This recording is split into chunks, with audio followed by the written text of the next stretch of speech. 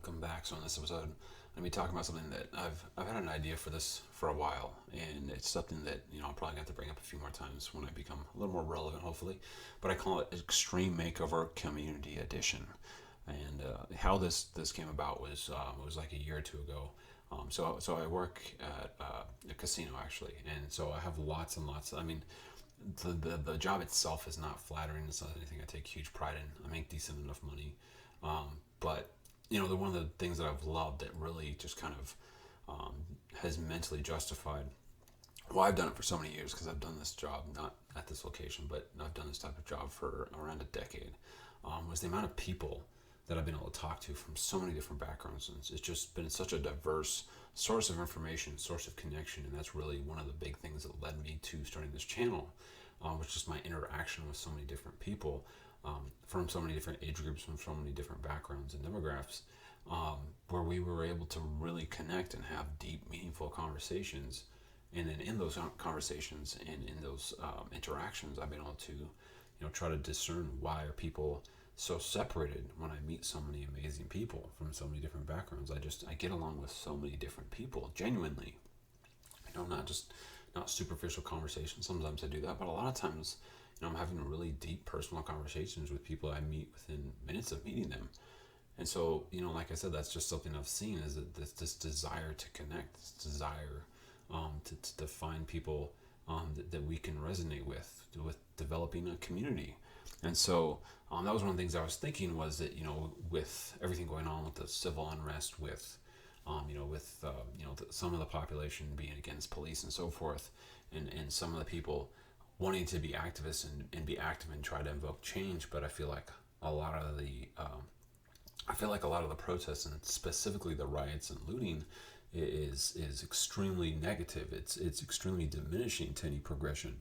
I think initially when it was simply peaceful protests, I think that was certainly a good act because it did feel like something that we were all uniting with, that we all were supporting. I made a video or two about Black Lives Matter, about how we can stop racism and so forth. And then I felt like that the anarchists, the people that would invoke chaos, took reins of that message and just went nuts with it. And so now it's just kind of like really alienating conversation because you see these mobs of people and they're assaulting people, they're burning buildings down, they're burning stores down, and so it's something that it's like, how can that's not going to unite us. If nothing, it's going to unite a lot of people against that action, but it's not going to unite the mobs and mobs of people. And because again too, I feel like a good chunk of the people that were around this looting and rioting and this violent action, I think a lot of them don't want that to happen. I feel like they just want to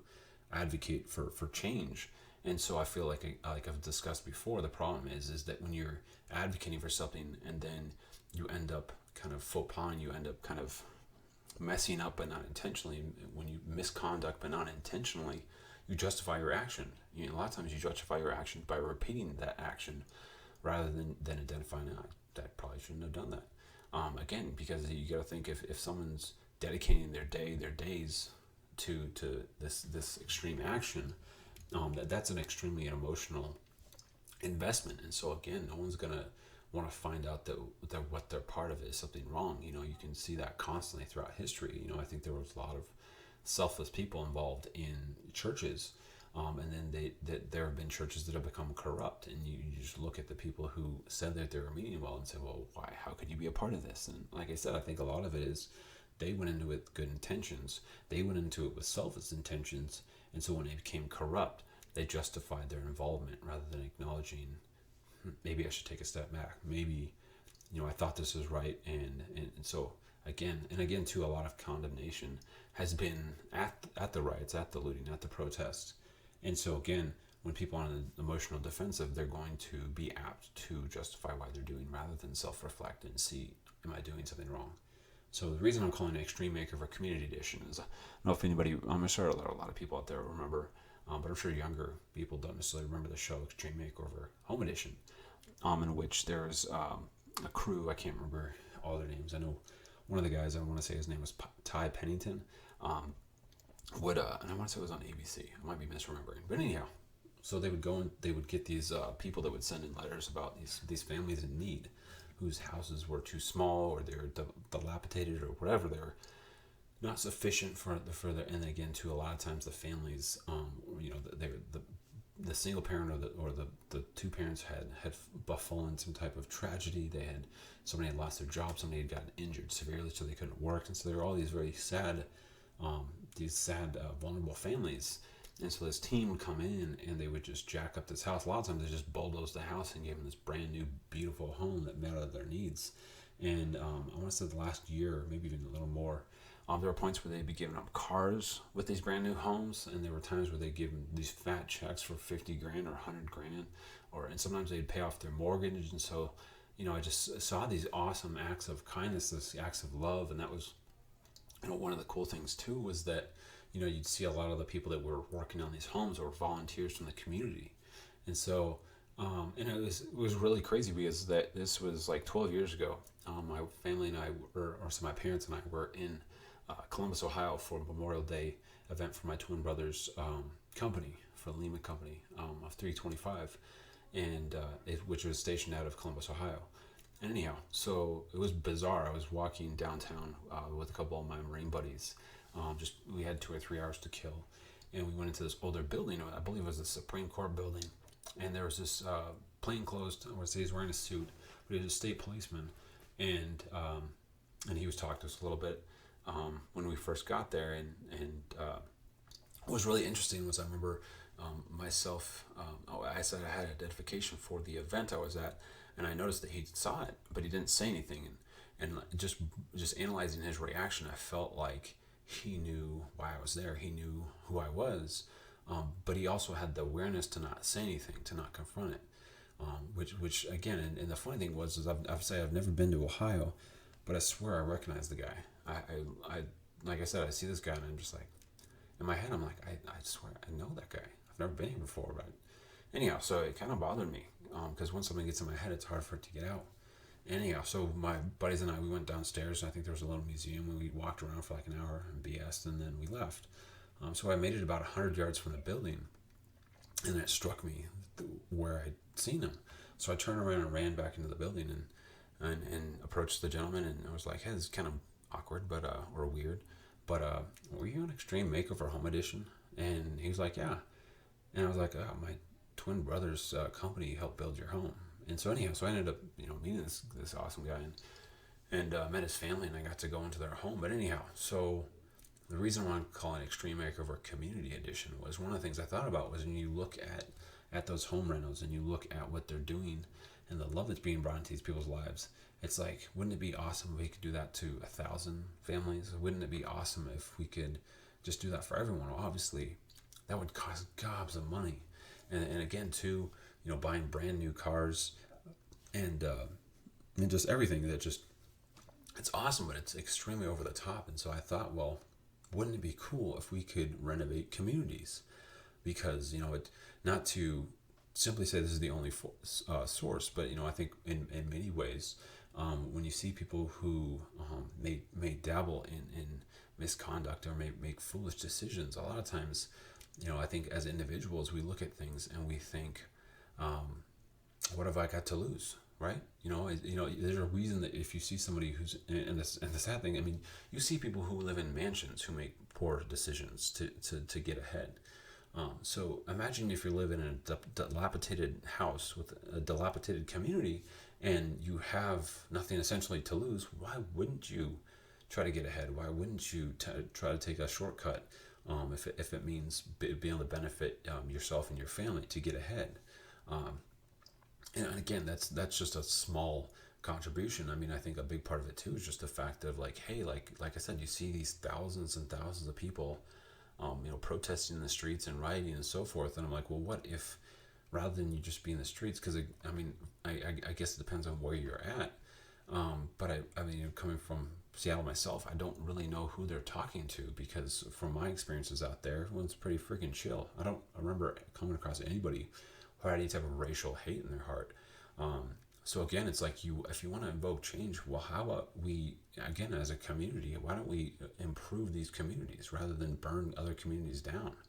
It's, because I mean, again, if you're a part of something where you're tearing something down, you're destroying something, you're hurting people, you're going to have to constantly be in this battle every day you wake up to justify your actions. But if you wake up and you're helping a community, you're building a community, that you don't have to justify that. It's so rewarding emotionally. And again, too, you're helping other people, you're improving their quality of life. Um, so again, I think it's something to where, I think, because again, you look at the hundreds of thousands of dollars that they would put into these homes. Because like I said, they'd bulldoze the homes, they'd make them from complete scratch. Um, and again, too, they'd make extremely nice quality appliances. They would, and again, I realized that a lot of that stuff was donated, I think, through Sears, and the cars, I think, were through Ford. And so again, I realized that these are donated, but one thing I thought to me was, like I said, what if you went to a community and you saw, 30 homes on this one street or more, maybe more, but you could just start with that, just having this, and again, rather than just bulldozing the home and getting them brand new homes, well, what if you went into these homes and depending on the needs, you gave somebody a new foundation and some new appliances, and to another home, you gave them new electric, a new plumbing. And so again, it's not going to be these, and again too, just to finish it off, you could just give them some nice curb appeal, just plant some trees, put some sprinklers in, so that, and then get some grass. And then again too, for myself, I just realized that if I'm in a clean home that looks nice and neat and beautiful, emotionally, I'm just going to be in a naturally better mood, because I have these finished, comforting things around me. But if my house is a disarray, I'm going to be on edge because I constantly am seeing things that need to be done. I'm constantly seeing things that need to be fixed, that need to be improved. And so it feels like the work is never ending. Whereas, and again, if we give people an area where they can find comfort in their home, they can find comfort in their community, I think they're going to be much more apt to just be in a healthier state of mind when they go to work, or when they're in their interaction with their family and loved ones. I think it's just that you really do, you exhibit your surroundings. And so if your surroundings are in disarray, if they're falling apart, you're going to be more apt to mentally fall apart. And I think too that when you look at that concept, that's something that I think everyone in this country could unite with. That's a principle that, going into communities and just increasing their quality of life and giving back. And again too, you think of, I'm sure that there are people, again, in these communities that could use cars. Their car might be on its last leg or whatever. And so if you take the same resources you did for one family and you gave it to a community, that would just be, I think, emotionally and mentally for the country, it would be extremely beneficial. And it would be just, it'd be something that would last. Like I said, it's one of those things where I do think we need to invest more resources, more effort into our kids in our communities, because they're the future. They're the ones who are going to be contributing to the help or the hurt later down the road. And so I feel like that's a long-term investment, where if we improve communities, if we, again, in these communities, well, what if we improve their I would say their baseball fields or basketball courts or whatever. Just if we give them things to do, if we give them something that's nice and beautiful and something they can get excited about, that will draw their attention there. But if their surroundings are in disarray, their mind's going to most likely be in disarray. It's going to be in a state of imbalance. And so, I think that making a show like Extreme Makeover Community Edition would be extremely beneficial. And I think the vast majority of the country would be extremely excited and happy and proud about it. That's something that we can unite on. Like I said, I feel like we need to figure out real solutions that are going to resolve things, rather than just feeding. I saw someone the other day who made a statement about how the unrest will continue until, I can't remember exactly how she worded it, but it was like the unrest will continue until the individuals are at peace or something. And I'm just like, well, what you're saying is that the unrest will continue until your peace, until you have peace, or your community, or so forth. But having this mentality that you're going to cause a ruckus and cause disorder until you get what you want, it will not get anything. It will just add to the disarray. It will add to the division. And again, I think a lot of people in this country want to see change, want to see improvement. But trying to cause more havoc, it's not going to help anything. And again, this is something where, like I'm saying, I think that this, a show like this, where we're improving communities, we're improving large amounts of people's quality of life is something people could take pride in, and it would start changing things in a really positive way. And again, that's something that, again, if that was happening in my community, if I had some extra time, I certainly would want to be a part of it, because I think a lot of people out in this world, especially with a lot of the civil unrest and a lot of just the uncertainty of life, I think a lot of people want to be seen smiles. They want to see communities come together, and people, say emotionally hugging. I know, not everywhere you can, I know we need a social distance, but at the same hand, I think that we need to look at the mental health behind our division, and why people are having such a hard time. And I think a lot of it is this mentality of your problems are your problems. And I think if we start prioritizing each other's problems, again, just let the haters hate, but we can unite, and I believe we will. But again, it's looking at how can we unite, rather than simply saying we need to do it. But as always, good luck.